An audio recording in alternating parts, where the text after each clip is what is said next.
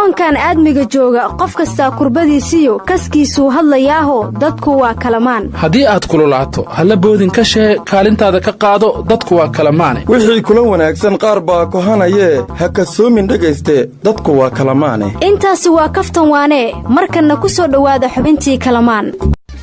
saad u hesho xubinta kalamaan maalin walba fadlan subscribe sar page-kan Dulmidiid Media wareer kalamaan waadi bari warjay si weeyleeri aan hiraabto wareysi mahagalna meeran madana hamari wal warma madeegna may waree haytan he warma waxaad wadaa waagi bariyo walala waagi bariyo walala waxa la yiri waxa la yiri wadani Soomaali weydiisan maayee haduu igula soo weecdo weeye iyo haddaan ilaa aniga baa waalan maxaa waxaan beenahay uu sii wadin leertiyoonay muwaan leerti bani warkiin wada oo dhagansoy gudoomiye kiin hayliga kalsoonay meeday mursal geeka may baaray walag disin weeytan magorada baarlamaanka sidii meesa kala nisbadda geekana baarlamaanka kooran jey ma dibiisa ma waay anti moqnayde liis yo agriyo nagadi may leeri jiray been lewlan dhimidi iyoonay landheera marqaad ku weeldade walaagi hilabaanaha ay dhimidi haani daawa haayeen haani dalka ka maqanaayeen yaan weerow nagadi waana mayka amare inaha haadiran ka dambana madisaada todoba saa garaacasa ya walaagi magaalada roob hoos number 3 lanka darowla nagadi ka dambiyaga wadana nisku warsana waan hadlan fadheena ya sharciga maaliyada la ansahi waana liteeyay la shal dhagaajiyatana waraada gudoomiyaha korneer ruus oo dhintay misugaya war ma ku dhintay sharcigan maaliyada waxba ka ansixiyeen warnaankii golaha shacabka golaha aqalka saru gaaray maanta fadhigeedu wuxuu u baaqday kooram la'aan gudoomiye Cabdi Xaashi Cabdullaahina wuxuu yiri dhaqankaani waa nagu cusub yahay lamana aqbali karo laakiin aanu gudoomiye Cabdi Xaashi hadaan runta u sheego inta maamul goboleedyada iyo dawladda dhaxays hayaan aqalka sare inuu isu yimaado lama ogola nimanka golaha shacabka wuxuu qaybsan yahay waran iyo gaashaan marka maanta koramka waxa buuxiyay waxay hayeen gaashaan sharciga maaliyada loo ansixiyo kuwa baaqayna waran bay hayeen warniyo aqalka sare maamul goboleedyadu matala haddaan kuwa xal loo helina aqalka sare xaaladiisu waa adkaanaysaa anigu waxaan la yaabana geerda Soomaali maryoolay leeyahay madax iyo shacab waxa ay ku mashquulsan yihiin iyo waxa lala maagaya kala fogaantood al-shabaab iyo qaraxyo maagan war masiirkii wadanka dhan la rabaa in la mooro duugo wax yar oo aan macno lahayn oo dhexdeedana waa ku mashquulsan Kenya dacwadii badda oo maxkamadda heeg taalay ma aan dacwo kale geysay iyadoo golaha ammaanka qaramada midoobay waxayna tiri khayraadkeena Soomaaliya uga tanasuli mayno marka Kenya oo sheeganaysa waxeenni ayaa waxaan ku mashquulsanaa waxaan qiimo lahayn oo dhexdeena warkayga aysan badda lahayn way ogtahay waxayna ka cabsanaysaa go'aanka maxkamadda ka soo bixi doona marka dagaalkeedana wuxuu ku salaysan yahay inaan dacwadaas maxkamad u qaadin oo si kale loo xalliyo warnimada hortalankii gardaran weedaan dhawaa leeri Kenya ina wadli gili maana wal kala ma arag u hayana war dhaqanka Kenya afka Soomaaliya kiiska waa lagu yiraaha qofka soo dheeraan raba ama wuxuu san lahayn raba ayaana sameeya islaanta wasiirka arrimaha dibadda Kenya ana wararka bariyahan ka soo yeeraya waxay ila muuqataa bilaqadii awal ay timaha ku heshay ayay badeena ku rabtaa war ka baxa madowgo idinku cadaanka u booda war meelina bugda dhanbaadi hata sheegtay walaa Kenya oo nin waraago hayto isal googu aan isal gooyniyo warnimada Kenya ma taqaanaan waxa ay leedahay malaha waa isku keenkeen waxayna dacwadu kala dhaxaysaa Tanzania oo dhul iyo bad isku haystaan Uganda oo dhul isku haystaan Ethiopia ay dhul ka qaadatay Soomaaliya waa hore ay dhul ka qaadatay ee badda ay hadda sheeganayso war lanka madii intaas alaamadeen aata sheegay oo ka aragna may baaraan walbaratu gabtu yeeraan warnimada waxaan dheelaa Soomaaliya dhacay nafnu waa dhacayaa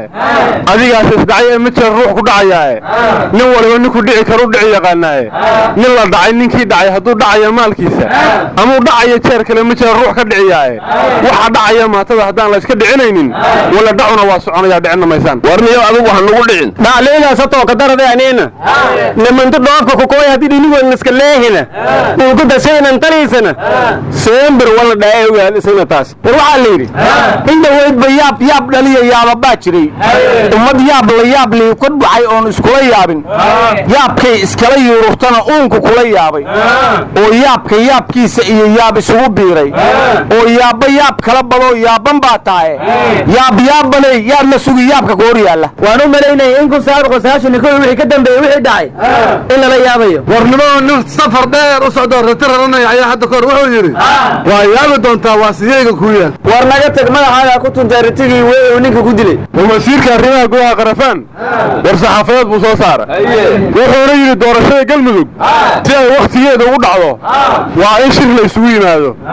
madaxda hadda joogtana waqtigeedu wuxuu ku egyahay buu yiri 4 July xafladu wuxuu aaminsan yahay 3 sano u dhiman tahay marka waxaan la yaabanahay sida la isku waafajinayo war xildhibaan fiqi wuxuu yiri warka wasaaradda arrimaha gudaha ka soo baxay ceeriina maahan bisaylna maahan ee waa yayacood war iinku ku dheelay wal karsan yoone wal eeran ee walaan dhahay maylaray gangraw war xildhibaan fiqi dagaalkii kala dhaxeeyay iiso wasaaradda arrimaha gudaha u wareejiyay war xildhibaanada maanta soo haadiran ayuu ka mid ahaa fiqi warniyo jumhuuriyaddii barakaysnayd ee Soomaaliland waxay maanta maxkamad soo saartay wariye Caldoon waxaana lagu eedeeyay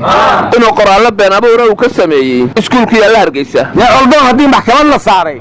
su'aalku doonayay ma warina isagu xabsigan uu doonayo ayaa lagu eedeeyayba war Cabdimaalik Muuse Caldoon waxa kale lagu eedeeyay inuu Cabdiilay wax ka sheegay madaxweynaha kiranka shanaad ee Itoobiya xabsiga ku jiro waraadeer Soomaaliland dhac quraashaday leedahay war ma aysan magaalada Kismaayo nabadoonkii lagu dilay waxa la yiri waxa lagu tuunsay Al-Sayyid Sheekh Ahmed Madoole nabadoonka inta la dilay koorna wuxuu yiri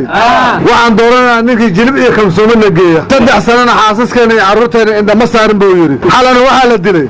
sarkaal dhihi jiray isbedel ayaan rabnaa war Soomaali waa ku maamaada nin qoyeen BS kama dhowro laakiin Ahmed Madoole waxaan kula tali lahaa xildhibaan dirqi lagu keenay ku dooran maayo rag hore ku qasaaray war ma aysan Puntland waxay tiri qofan fiisa wadan xuduudda Puntland soo ma gali karo war hay'adda nisa 5 qof oo magacyada ay sheegin ay shaqada ku joojisay mana u qalmaanay tirina xog lagu aamina marka waxaan la yaabanahay dadka ma loo sheegin sideen ku ogaana imaamadiin guudnaaday xaafadooda lagu arkay dadka aan la sheegin mijin baan soo aysi war shaqadiina wata la idinka shaqo maayo bay u dhigantaa war nimayo madaxda iyo hay'adaha Soomaalida hal awood bay leeyihiin waan cambaarayn aniguna hadda waan cambaaraynaya madaxda maamul goboleedyada dawladda Kenya al-shabaab Daesh cid kastoo dhibaato geysatay war ma aysan xaraqa xoojoo ku taal dalka Suuriya konton gabdhood Soomaali ayaa ku jirta la yiri mid walbana 5 anug oo ajnabi ka dhalay ayay haysataa baa la yiri